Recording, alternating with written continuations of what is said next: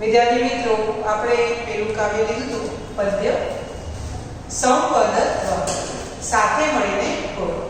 તો પહેલો શ્લોક આપણે લીધો હતો, તો એનો અનુવાદ આપણે સમજ્યા. બીજો શ્લોક લીધો હતો, તો આ વેદમાંથી લેવામાં આવે છે. થોડી આપણે ભૂમિકા બાંધીશું કે વેદ આપણી પાસે ચાર છે. કયા કયા ચાર વેદ છે? તો ઋગ્વેદ, અથર્વવેદ, યજુર્વેદ, સામવેદ. પણ આ જે વેદ છે એમ ક્રમ અનુસાર આપણે લઈએ તો ઋગ્વેદ સૌથી પ્રાચીન, વિશ્વમાં સૌથી પ્રાચીન વેદ કયો? તો ગ્રંથ કયો? તો ઋગ્વેદ છે. તો સૌથી પહેલો આપણે જાણીએ છીએ જે શ્લોક પહેલા લીધો તો આપણે સૌથી પહેલો, જેમાં સંવદત્વ જે કાવ્યમાંથી લીધું છે. તો શ્લોક આપણે લીધો તો સં ગચ્છત્વમ સંવદત્વમ સંવો મનાસી જાનતા દેવાપ ભાગ યથા પૂર્વે સજાનામ ઉપાસક. આ શ્લોક આપણે લીધો તો એ ઋગ્વેદમાંથી લેવામાં આવે છે. તો એનો અનુવાદ આપણે કહ્યું હતું કે સાથે તમે પૂર્વ જેમ સારી રીતે જાણતા દેવો યજ્ઞમાં બધી સાથે જે સામગ્રી નાખતા તો પોતાનો ભાગ પોતે લેતા. તો અનુવાદ આપણે કહીએ છીએ કે મળેલો પોતાનો ભાગ પ્રેમથી સ્વીકારતા એમ તમે પણ બધા સાથે ચાલો, સાથે બોલો અને તમારા મન એક સરખા બની રહે. તો એ ઋગ્વેદમાંથી લીધો હતો. હવે બીજો શ્લોક છે એ યજુર્વેદમાંથી લીધો. યજુર્વેદની બે શાખાઓ છે, શુક્લ યજુર્વેદ અને પ્રશ્ન યજુર્વેદ. તેમાંથી શ્લોક જે લીધો તો એમાં સ્તુતિ કરવામાં આવેલી છે સૂર્યનારાયણ. તો શ્લોક હતો વિશ્વાની દેવ સવિત અધુરિતા પરામ સ્વ પદભદ્રમ તદમ યા સ્વ. તો હે સરસ્વતી યાની સૂર્યનારાયણ. શ્લોકનો આપણે અનુવાદ કરીએ તો હે સૂર્યનારાયણ, હે સૂર્ય દેવતા, તમે સર્વદુષ્ટ યાની ખરાબ કાર્ય જે કહેવામાં આવ્યું છે કે દુર્ગુણોને દૂર કરો અને જે સુખ હોય તેને પ્રાપ્ત કરો. તો ત્યારે આપણે શ્લોક લીધેલો, બે શ્લોક લીધા હતા. હવે ત્રીજો જે શ્લોક છે અહીંયા, ત્રીજો જે શ્લોક છે એ શેમાંથી લેવામાં આવે છે? તો અથર્વવેદ. તો અથર્વવેદ વિશે કહેવાય છે કે અથર્વના ઋષિ અથર્વા અને અંગિરા છે. આ વેદમાં ગૃહ સંસ્કારોની ઉપયોગી મંત્રો છે. આમાં વ્યક્તિ, સમાજ અને રાષ્ટ્ર માટે શાંતિની તથા સર્વના આમાં યોગ સેવની કામના છે. હવે યોગ સેવ એટલે શું? તો જે વસ્તુ મળેલી છે એનું ધ્યાન રાખવાનું, અને સેવ એટલે શું? જે મળેલી છે એની કાળજી. યોગ એટલે શું? જે વસ્તુ મળી છે, અને શ્રેમ એટલે શું? જે વસ્તુની કાળજી લેવાની છે તેની કામના. આ વેદમાં અનેક વૈજ્ઞાનિકો તથ્યો પણ મળે છે. આયુર્વેદ પણ અથર્વવેદમાંથી જ મળે છે. અને વેસદ સૂક્ત, આયુષ્ય સૂક્ત, વિવાહ સૂક્ત, ભૂમિ સૂક્ત વગેરે આ વેદના અતિ મહત્વના સૂક્તો છે. આ સૂક્તોમાં તત્કાલીન યાની અત્યારના સમાજનું સુંદર ચિત્ર આલેખાયું છે. વેદોમાં સમગ્ર માનવ સમાજ માટે ઉપયોગી એવા વિધિ નિષેધો છે. વિધિ એટલે શું? તો વિધિ એટલે અમુક સર્વ કરવા જેવા કાર્ય, અને નિષેધ એટલે શું? તો અમુક કાર્ય ન કરવા જેવા. તો નિષેધ અને વિધિ આ સાહિત્યમાં પાલન થાય તેવું સામર્થ્ય પ્રાપ્ત કરવા ત્યારે અથર્વવેદ કેટલીક પ્રાર્થનાઓ અહીંયા લીધેલી હોય છે. તો અહીંયા એક પ્રાર્થના તરીકે એક શ્લોક લીધેલો છે. તો તમારે મેં કીધું કે બે શ્લોક કંઠસ્થ કરવાના છે. તો પહેલો શ્લોક છે એ કરવાનો છે, અને આમાં જે હું ચલાવીશ એ ચોથો શ્લોક કરવાનો છે. આ શ્લોક તમારા અનુવાદ અને પ્રશ્નોમાં પૂછાશે.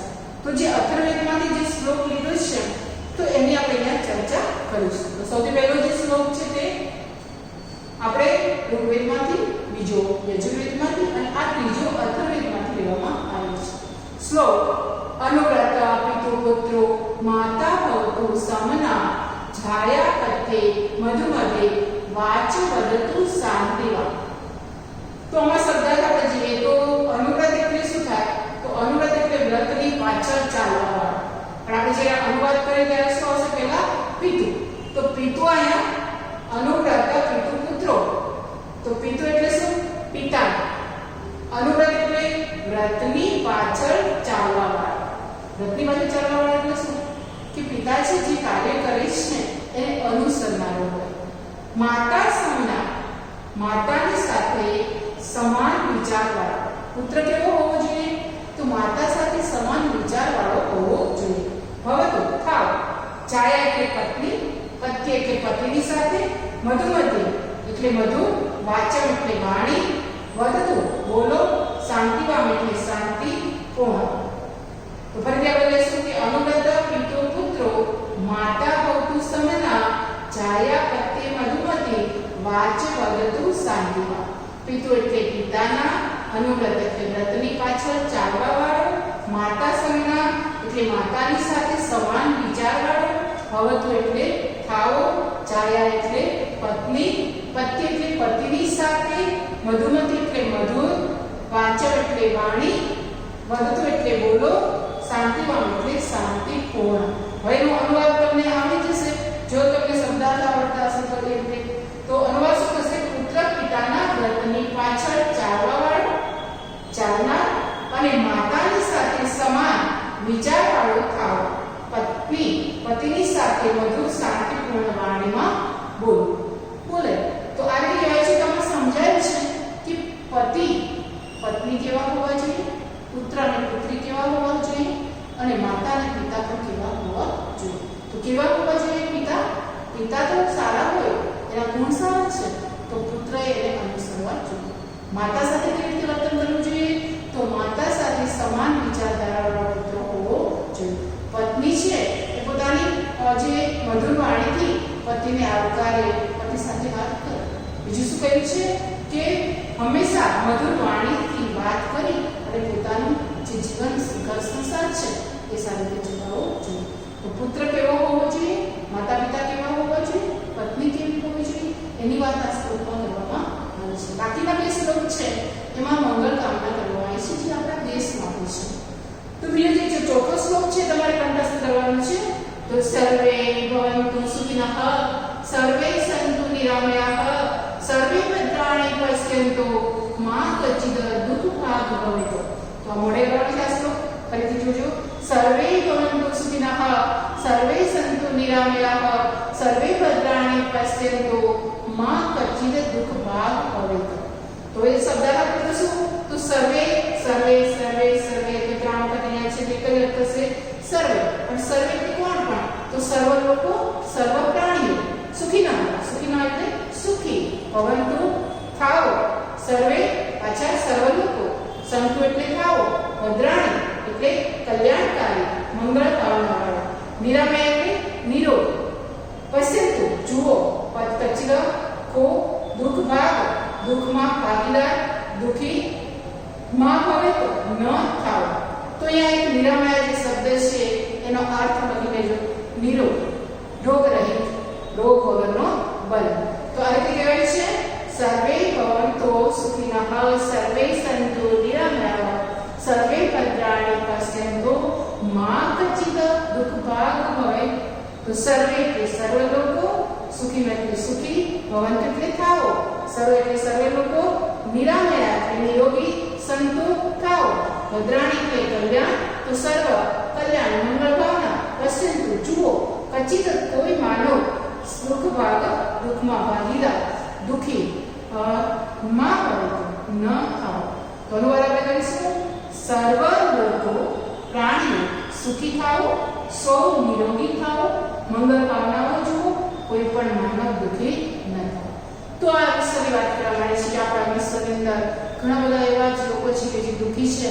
તો આપણે આ પ્રાર્થના કરીએ કે ભાઈ આજે મહામારીના એવા રોગને કારણે ઘણા લોકો છે જેની પાસે પૈસા નથી, ગરીબ છે, ઘણા પોતાનું કામ નથી કરી શકતા. તો આપણા દેશની અંદર આવી મહામારીમાં આવે એનાથી બચી જવાય.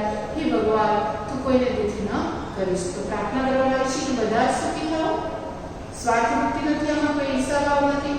બધા સુખી થાઓ, બધા જ ક્યારેય દુઃખી ન થાય અને બધા શાંતિથી આ દેશમાં રહે, બધા જ રોગ રહિત બને. તો એની અહીંયા પ્રાર્થના કરવામાં આવે છે. તો આ તમારે શ્લોક કંઠસ્થ કરવાનો છે. તો ચોથો શ્લોક. જ્યારે પાંચમો શ્લોક છે કાલે વસતુ પ્રજન્ય પૃથ્વી સસ્ય માલિની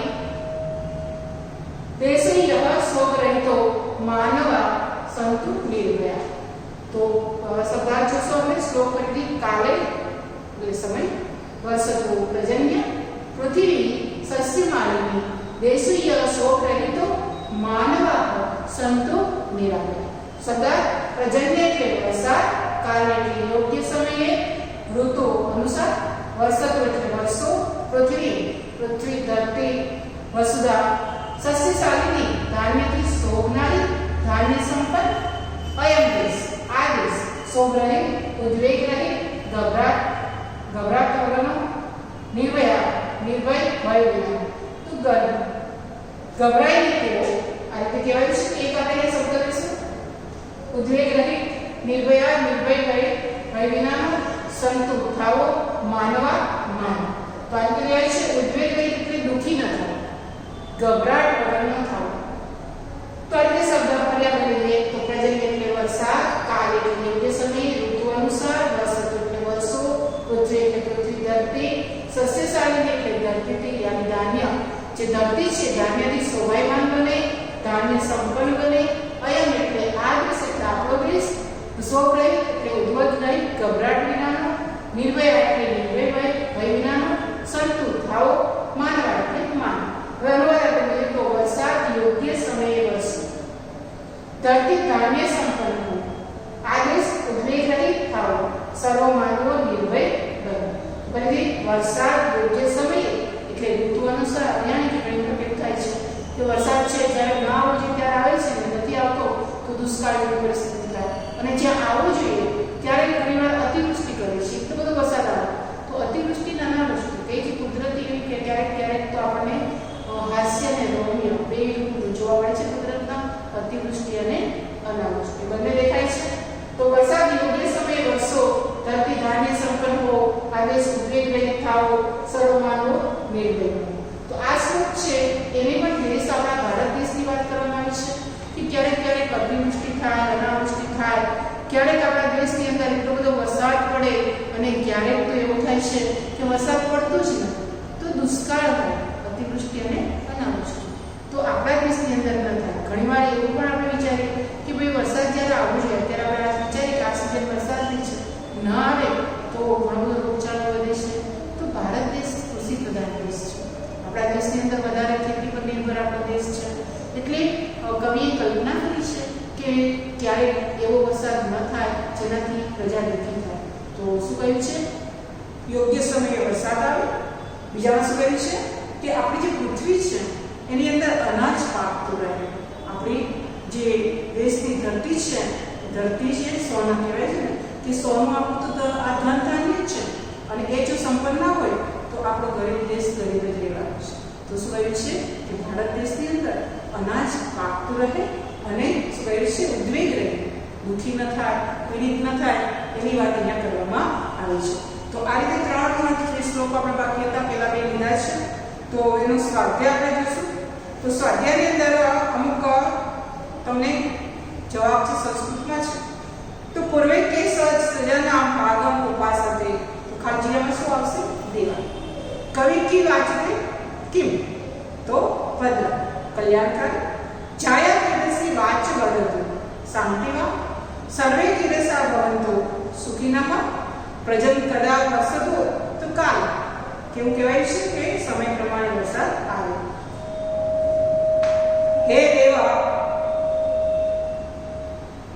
ખાલજીયા દુર્તાની પરાસુવા તો સવિતર પુત્ર ખાલજીયા અનુવ્રતઃ તો અનુવ્રત ભવતુ પિતુઃ ખાલજીયા નિરામયા ભવતુ સર્વે ખાલજીયા પશ્યन्तु ભદ્રાણि પૃથ્વીઓ ખાલજીયા ભવતુ સસ્ય શાલિના તો અમુક શબ્દ તમને ખ્યાલ આવી જશે જો શ્લોક તમે કરશો મોડે બીજું કે પ્રશ્ન છે સંસ્કૃતમાં જ જવાબ લખવાના છે તો પૂર્વે દેવા કથ ભાગમ ઉપાસતે તો પૂર્વે દેવા સંજાના ભાગમ ઉપાસતે તો કહેવાય છે કે દેવોએ પોતાનો જે ભાગ છે એ હોલમાં જે નાખ્યો છે પ્રમાણે તેને લેવાનું છે જાયા કસ્મે મધુમતી વાચો તો શું કહ્યું છે કસ્મેનો અર્થ શું થશે તો કોણ જાયા કે પત્ની તો પતિ સાથે કેવી રીતે બોલવાનું છે મધુમતી વાચમ વદતુ માનવા ક્રોધ સામ સંતો તો નિર્ભય દરેક મનુષ્ય કેવા નિર્ભય બને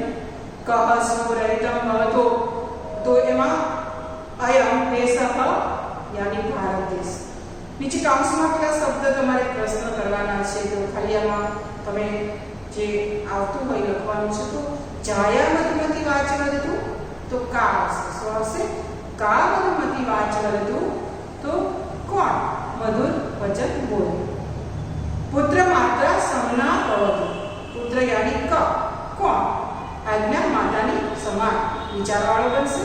કાલે ભવતુ પ્રજન્યા, તો કદા, કદા કાલેની જગ્યાએ શું હશે? કદા. તો કદા વસ્તુ પ્રજન્યા. કેવી રીતે વરસાદ વરસે? ઋતુ અનુસાર. અને નીચે તમે જુઓ કે જેમાં આજ્ઞાતસ્ય અન્ય પુરુષ બહુવચન રૂપાણી ક્રિયનું લખવાનું છે. તો એમાં આજ્ઞાત અન્ય પુરુષ બહુવચન લખવાનું છે. તો ભવતુ, સંતુ, ભવેત આપેલું છે. પશ્યંતુ, વર્ષતુ, ભવંતુ. તમે જો કે ન અડધો હોય આજ્ઞાતની અંદર અંતુ આવતું હોય એ તમારે લખવાનું છે. તો કયા કયા શબ્દ છે એમાં? સંતુ, પશ્યંતુ, ભવંતુ. 3 છે. ઋષિ સૂર્ય પાસે શાની યાચના કરી છે? તો હે સૂર્યનારાયણ, જે તે દુષ્ટ કૃત્યો છે તેનાથી અમને દૂર રાખ અને જે અમારું કલ્યાણકારી, અમારા જીવનમાં લાભકારી હોય એને તું અમને પ્રાપ્ત કરાવ. પતિ પ્રતિ પત્ની કેવી વાણી ઉચ્ચારવી જોઈએ? તો મધુર અને શાંતિપૂર્ણ વાણી ઉચ્ચારવી જોઈએ. ઋષિ બધા માટે શી આશા વ્યક્ત કરે છે? તો ઋષિ બધા માટે કહે છે કે બધા જ કેવા રહે?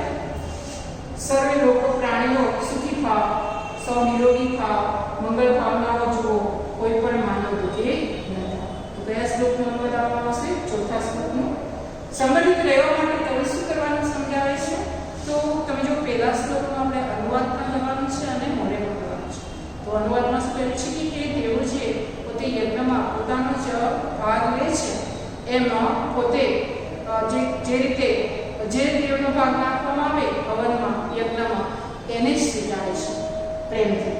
એમ દરેકે શું કરવાનું છે? સાથે બોલો, સાથે ચાલો અને સમાન વિચારવાળા રહો. તો મનની વાત સાથે કરો. તો આથી કહેવાય છે તો સંગઠિત રહેવા માટે શું કહ્યું છે? તો સાથે સંગઠિત રહો, સાથે ચાલો, એટલે સાથે પોતે મનના પોતાના જે વિચાર હોય એ સમાન હોય એની વાત કરી છે.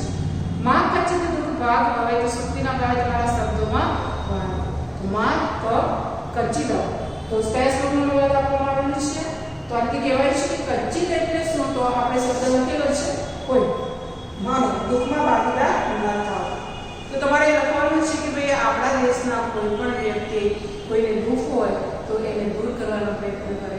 પોતાના સ્વાર્થથી અને ઈર્ષાભાવથી બીજાને ખરાબ ઈચ્છવું જોઈએ નહીં. હંમેશા બીજાના દુઃખમાં આપણે સક્રિય રહેવું જોઈએ.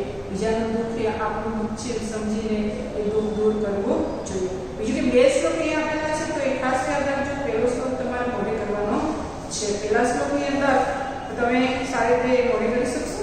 બીજો શબ્દાર્થની અંદર નામ, પુલ્લિંગ, અનુવ્રત એટલે વ્રતની પાછળ ચાલનાર એવો શબ્દ આપેલો છે. બીજું કે નિરામયા એટલે આમે પગલનો એટલે કે રોગ રહી અને નિરોગી. પ્રજન્ય એટલે વરસાદ. સ્ત્રીલિંગ શબ્દ 2 છે ને, છાયા એટલે પત્ની, પૃથ્વી એટલે ધરતી, ભૂમિ. નપુંસકલિંગ 2 શબ્દ, દુરિતમ એટલે ખરાબ કાર્ય, દુર્ગુણ. બીજું સર્વનામ આપ્યા છે. વહ એટલે તમારા, વિશ્વાની એટલે બધા, યત એટલે જે, તત એટલે તે, નહ એટલે અમારા, સર્વે એટલે બધા અને અયમ એટલે આ. વિશેષણ આપ્યું છે. મધુમતી એટલે મધુરતા વાણી, એટલે મધુર વાણીને વાચ. સ્વરહિતમ દેશમ એટલે ગભરાટ રહે છે, ઉચાટ વગરનો. માનવા એટલે માનવો, નિર્ભય એટલે ભય વગરનો, ભયની રહી. અવયવ, અવયવ બે આપે છે. યથા એટલે જેમ અને માં નહીં નિષેધ. સમાસ સ્વરહિત, સ્વવેનમ રહિતમ, તૃતીયા તત્પુરુષ સમાસ. બીજા ક્રિયાપદ આપેલા છે. પ્રથમ ગણ પરસ્પર હો, ભવતી હોવું થવું. બીજો પદ વદતી બોલવું કહેવું. દૃશ્ય એની સાથે અર્થ આપે પશ્ય, પશ્યંતી એટલે જોવું, દેખવું. વર્ષ, વર્ષત વર્ષ. બીજું કે વિશેષ નોંધ તમને અહીંયા શબ્દાર્થ આપેલા છે તો એમાં સંધિ જોજો. સંધિ આપણે પૂછાય છે માર્ક્સ તમારા વ્યાકરણની પ્રમાણ દ્રષ્ટિએ. સવિતા દુરિતાની, સવિતા દુરિતાની, યદ્ર યદ ભદ્ર, તન્ય આસુત, તત નહ આસુત. પુત્રો માત્ર, પુત્ર માત્ર. દેશોયમ સોહરેતમ માનવા, તો દેશ અયમ સોરહિત માનવા. જો કે આપણે અહીંયા સંધિ વિગ્રહ કર્યા નથી, પણ આપણે ધ્યાન રાખવાનું છે કે એવા ઘણા બધા છે કે માગ હવાયમ છે, પછી કચીરા છે, આ બધા શબ્દો જે છે એ તમારે શું કરવાનું છે, એને સંધિ વિગ્રહ કરવાનો છે. તો આ કાવ્યની અંદર 2 શ્લોક તમે મોડે કરજો અને વધારે એની પ્રસ્તાવના વાંચજો. પ્રસ્તાવનાથી ક્યારેક પ્રશ્નો પૂછી લે છે અને આવી રીતે તમારા એસાઇનમેન્ટમાં તમે પ્રશ્નો લખજો અને સાથે સાથે આ 2 શ્લોક મોડે